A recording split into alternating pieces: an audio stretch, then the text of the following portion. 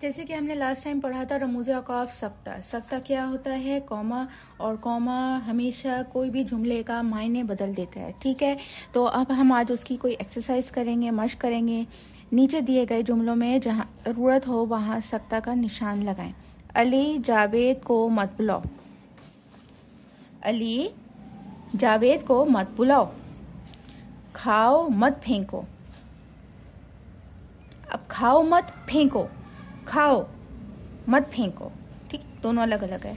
बच्चों दरवाज़ा बंद करो। बच्चों दरवाज़ा बंद करो। बहन भाई को आवाज़ दो।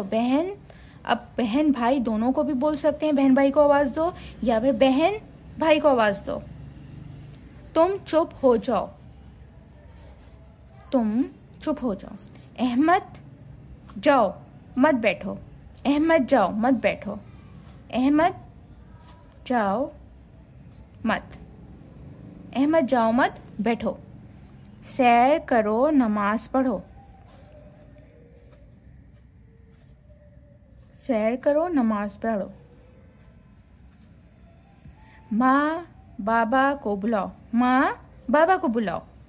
आप देख रहे हैं हम सख्ते को किस तरह इस्तेमाल कर सकते हैं कि हम किसी भी जुमले का मफ़हूम ही बदल सकते हैं सिर्फ इस निशान से, कि जब हम इस निशान को या किसी बात में हम थोड़ा सा ब्रेक देते हैं तो किस तरह उसके मायने बदल जाते हैं। ठीक है।